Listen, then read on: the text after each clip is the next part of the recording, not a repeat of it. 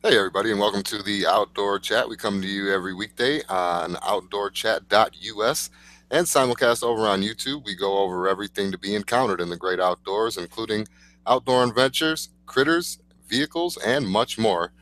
We have hosts. We have Bob coming in from Canada. Hey, glad to be there. I wish I was there, I should say. I'm still stuck in Canada for a bit.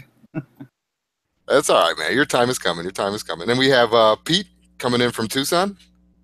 Hey, and Bob at least has outdoors where he's at too. Well, yeah. Really cold right now, though. Frozen outdoors. Just colder and more uncomfortable outdoors. Oh, anyway, so we have topics. We have daily topics of adventures, outdoors, book of the day, critter, and shop or restaurant. Today we will be preparing for the hike. We have an outdoor hike topic for you. Trail Tuesday. Our book, and today our critter is a reptile, and we'll be talking about an outdoor shop. So let's just dig right into it and prepping for a hike. A lot of people think that it's just a water bottle away and they're good to go. That's what a lot of people bring, right? But at least you got to bring a hat if you're not used to it out here. Even if you are, I guess sunscreen. I like the pump kind where it's like not an aerosol, but like the pump. You pump the top and then it sprays out in a mist. Yeah, mist spray type bottles. Yeah, A towel or a scarf or something you could put around your neck, get it wet, and just super useful to have a piece of material. Yeah, for sure. And don't think you're going to go out there with one bottle of water and be okay to go. You want to carry enough so that if something happens and you're stuck there for a day or so, or 2 days possibly, that you're not going to die. yeah. Like let's remember, it's the heat. You're talking about a different kind of hike than I'm talking. I mean, if I go out for a hike in the morning and I'm walking down the road, it's different than what you're talking about, I think. I don't consider that a hike. I consider that a walk. Okay. Yeah, I guess I should have clarified a little bit more, but I'm saying maybe like a day thing, something like that. So yeah, going out into the wilderness. I always bring something medical wise with me. Am I crazy, or is that something? A little first aid kit or something like that. That's a good idea. It doesn't have to be big or complicated or anything like that, but just something with some antibiotics, some band-aids, something to pull spiky things out of, because I've noticed down there that all the plants seem to have points on them, Yeah, sharp ones. that is true. Bringing a camera. Talked about photography last time, and how often you go out and do something, you see something, see a magnificent sunset, a crazy way a cloud is interacting with a cactus or whatever, and your phones work, but having a dedicated camera is always nice. Yeah, and the price on digital cameras has gotten so cheap. It's it'd be silly not to just have one thrown in your day pack. If for nothing else, your phone battery can go dead. You can be saving the phone battery for other things. Exactly. Other pictures. So, and the camera will take double A's or some kind of battery pack. You can get multiple. Generally. For sure. Absolutely. So make sure you stay hydrated. Very important thing. Medical. Take something to get something for the sights. Your camera, something in there. Missing anything? Well, then we're talking simple little hikes or whatever. So give us some feedback as listeners if you'd like us to get into more detail on any of these. I've done plenty of hiking. I might have done a couple of 40-mile hikes, 40 miles in one day, and plenty of multiple mile hikes, and a lot of them down here in Arizona and other places. So we can get into more hiking stuff for sure, more into the gear, or more into the theory, or more into just the adventures. So we're kind of a new show. This is episode 2. Give us some direction. Give us some feedback. You can email us at post it. You can email us at gearwebsites@gmail.com. That's one of our websites out there, gearwebsites@gmail.com. Cool. Very cool. Yeah. Um, so guess we solved that for now. Well, it's something that could probably never be solved. But anyway, Yeah. um, between the first and second segment, we will be having a space open for advertisements or sponsors.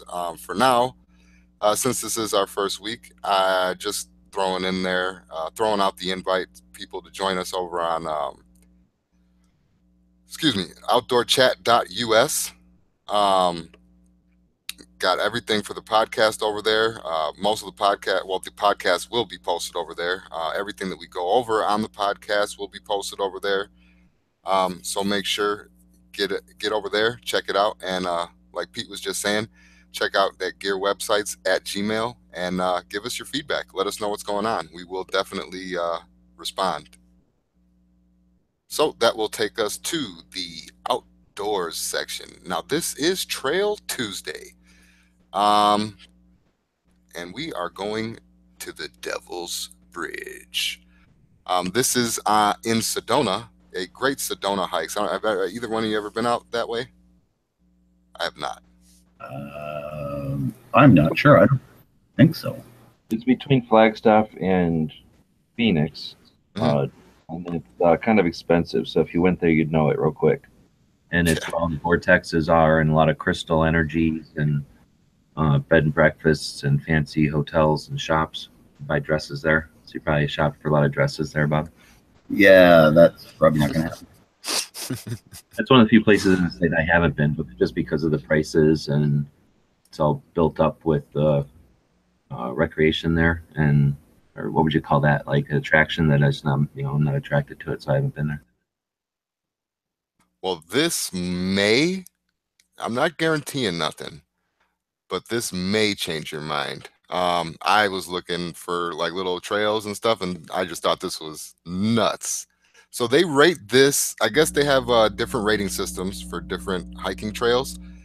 This challenge level is moderate. The summary would be that it's a steep hike up to the largest natural stone arch in the Sedona area. So that would be the Devil's Bridge right there. That janky little piece of rock right there holding you from death is the Devil's Oh, Bridge. Yeah, that natural there. bridge. Yeah. Yeah, which I think is just I don't know. I might just be a nerd about the outdoor stuff, but I thought that was amazing. I thought it was awesome. The hiking distance is about a mile each way, so a mile there, a mile back. 2 miles round trip from the Devil's Bridge parking area. 2 miles each way, so there's a 4 mile round trip from the parking area to Long Canyon Road, and then 6 miles from the Dry Creek Vista parking area. So yeah, you could be out there hiking all day, pretty much. Um, Hmm. the trailhead location, there's a main parking area located. Well, it's giving you the locations, and you can look that up yourself. But it is a very rough dirt road, so a high clearance vehicle and 4-wheel drive are strongly recommended. So if you go up to Sedona and visit the Devil's Bridge, make sure you're driving your truck or something that can handle rough terrain. It is one of the most popular hikes in Sedona, so if you are looking for a quiet solitude, you won't find it here. From the Devil's Bridge parking area, it is about 1 mile to the arch. The view of the arch is well worth the climb. The trail splits at about 3/4 miles up. The right trail goes to the top of the arch, and the left trail goes beneath the arch. You will be climbing up on the way back, down some steep natural stone steps with no handrails. So if you have a fear of heights or the trail is wet or icy, you will want to be extra careful on this hike. But it just sounds worth it. Look, there's people up there standing on it, so it sounds worth it to me. That sounds pretty awesome. I didn't look into like prices or anything like that, but I just thought it was something that we should mention because I thought it was something that's neat. Look at that with snow on it. That's beautiful. So sorry to nerd out, but yeah, there you go. So Yeah, there's that's what your it's all about. So yeah. that's, like you say, we feature those things like that and that one over on outdoorchat.us. So when you listen to the podcast, we'll have it here on the first tab. Things like this that we're going to be talking about, the trails, here on the second tab. I'll start talking about some adventures and some other things. So you can follow along and listen to the podcast, and anytime we reference something, You can go check it out, check out pictures of it, videos if we've been there, links to places that we haven't been, and then you can explore this to find new places to go as well. Yeah, very cool. Handy resource. So that will take us over to there you go. So we will mosey on over to the book of the day here, which is something kind of keeping with the thing. It's not I don't think that it was a hiking and into the wild trip that he did on purpose. But anyway, this is called Into the Wild by John Krakauer. National bestseller. So, short synopsis. In April 1992, a young man from a well-to-do family hitchhiked to Alaska and walked alone into the wilderness north of McKinley. His name was Christopher Johnson McCandles. He had given 25 grand in savings to charity, abandoned his car and most of his possessions, burned all the cash in his wallet, and invented a new life for himself. 4 months later, his decomposed body was found by a moose hunter. How McCandles came to die in this unforgettable story of Into the Wild. So it sounded like an interesting little story. Saying, what is this, $11.99 on Kindle? So Just a little dark. yeah, a little dark, but I mean, still interesting story. Yikes. Yep. The Sounds dangers. like he was committed to going and living out in the wilds. Well, yeah, it's something to think about if you want to take a really long hike and start a new life. You might. I'm really committed to this. The preparation and the knowledge of how to do it, not so much. I'll figure it out. I'll wing it. Can't be that hard, right? Caveman did it. Yeah. You probably watched a movie. But the moral to this is, if you're going to drop all your life savings, don't just burn it. Send it into the show so we can improve our production value, and we can tell you what a bad idea that would be. Yeah, absolutely. All right, so that was our book, and that will take us into the critter of the day. And today we will, on Tuesdays, we talk about birds or reptiles. Today, reptile. Snakes. Nope. Oh. Today is the red-spotted toad. It is a toad in the family of Bufonidae.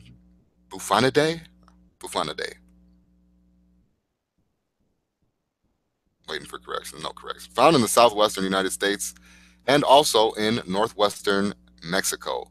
Small toad species growing 3.7 to 7.5 centimeters. That's 1.5 to 3 inches in length. It has a flattened head and body and light gray, olive, reddish brown dorsum with reddish or orange skin glands. It has a whitish or buff venter or without faint dark spotting, and round parotoid glands. Parotoid glands. The snout is pointed. The juvenile toad looks similar to the adult, but has more prominent ventral spotting, and the undersides of its feet are yellow. The male red-spotted toad has dusky throat and develops nuptial pads during the breeding season. It may hybridize with the western toad in some locations, possibly with another toad species too. It is docile and easily handled with little to no skin gland secretions. So that's one of the little ones that you go up to, like to the lake or something like that. I don't know. Kid always liked to catch frogs and stuff like that. So I don't know. Yeah, I think toads and frogs are different, but well, toads, frogs. Well, I'm pretty sure I'm an expert on frogs and toads. Yeah. But yeah, so yeah. So are these things fairly common? I don't remember ever seeing one. They're let me pull up a little picture here. They're just like I said, they look like the little toads that you would find, on the riverside or something like that. Yeah, it's all about where you are. So I don't see very many toads or frogs or nothing in my ventures, but I'm usually down in southern Arizona. It's kind of dry. If you go up to the river areas where people are fishing for trout, or snow and stuff happens and there's just grass all the time, I imagine there's probably frogs and toads up there. I've seen them up. We've went down to Saguaro Lake for fishing a while. I know that's another topic, but I've seen a couple of them up there. Yeah, interesting. wouldn't think of toads, like amphibian type creatures around. Well, they're everywhere as long as there's Yeah. water. And we've got artificial lakes, so now there's going to be the edge of those lakes and the lakes themselves, little islands on them. Mm-hmm. They Yeah, can, it's habitat. yeah, they'll get dropped off by as pets or people who what do they call that when it's on a boat or something and it gets taken from lake to lake? Yeah. Well, Like that's there's a word for like a animal hitchhiker, like plants and crustaceans and all kinds of things will happen like that when enough boats go. species usually. Yeah, something that doesn't belong there, so it's an invasive species. Parasite. Well, that all implies that it's hurting the other environments, but I'm just saying that's how they get around. I don't know if they're hurting anymore. I've never heard of the frog before. I don't know if I've seen them or not. Right, I know that if I seen one, I wouldn't touch it.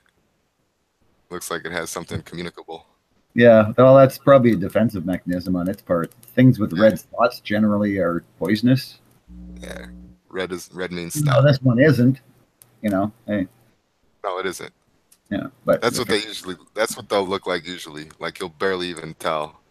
yeah, but yeah, maybe when it's I don't it's know if that younger, it's got more prominent spots, and so probably gives it a little more protection from predators. Interesting, though. Of So course, there's our little outdoor critter. yeah, that was a good one. Yeah, I would have rather done rattlesnakes. But it's because I like rattlesnakes from a distance. Funny. Patience. It's the Daily Show. We'll talk about a new critter every day. Have patience. Speaking of eating, we should talk about the restaurant. What restaurant we got today? We don't have a restaurant. Restaurants are on Mondays and Wednesdays. Well, it's because I must be reading the schedule wrong. Okay, so I'm an idiot. Oh, it's an outdoor store today. Oh, okay. Yeah. I got it now. Just look at the next thing. So today's store is, let's see here, Lower Gear, outdoor rentals and sales. So they do have their share of gear and stuff like that, but they also do, I believe, camping, hiking, boating, or fishing. I'm not sure. I have to go. I'm opening up right now.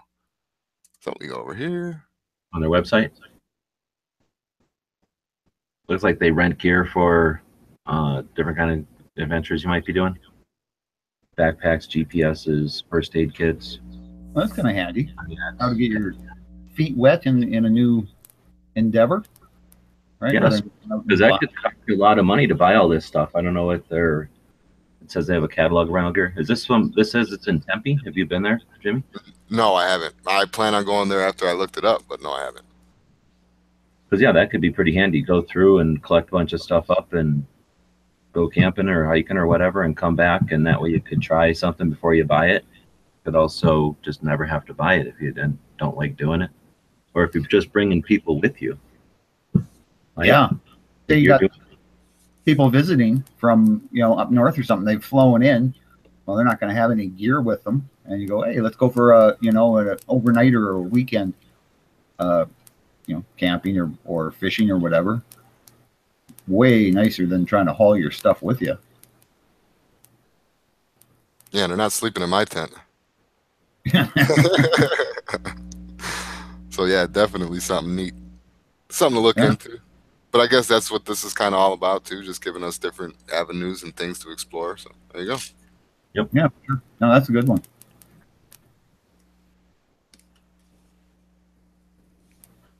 All right. Well, yeah, that was our shop of the day, so our store of the day. So, once again, just throw it out there to everybody. Feel free to go over and visit us on our website, outdoorchat.us. The email again to get a hold of us is gearwebsites@gmail.com. It's gearwebsites@gmail.com. Let's see here. So I guess that would about wrap us up, unless there's anything else. Yeah, be back tomorrow, same time. That way you can listen to us, I don't know, on your way to work or on your way home or at the office or while you're running errands. Let us know how you listen to the show and what kind of things you'd like us to add. Like Jimmy said, the email address is gearwebsites@gmail.com, or contact us on email or on YouTube or any of the social media platforms you find outdoorchat.us. Yeah. Yeah. Yeah, So much appreciated. on that, did we have a healthy tip today? Oh yeah, let's do the healthy tip right today. I'm sorry about that yesterday. Yes.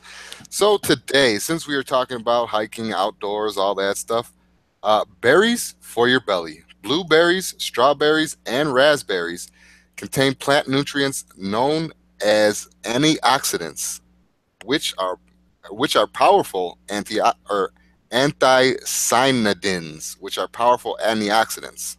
So fill up on berries if you're out there on a hike. That's a good one. Although it, make sure you know what kind of berries you're eating. Yeah, study up on your berries first. Yeah, because you could ruin your day too. So On that, I guess we'll wrap her up. We'll throw in a fact about Arizona today. There's more than 1 billion years worth of rock exposed at the Grand Canyon. So I guess what they're saying is that you can see 1 billion years of different rock formations. That's kind of mind-boggling. And on that note, thanks everybody for watching and listening. We'll see you all tomorrow.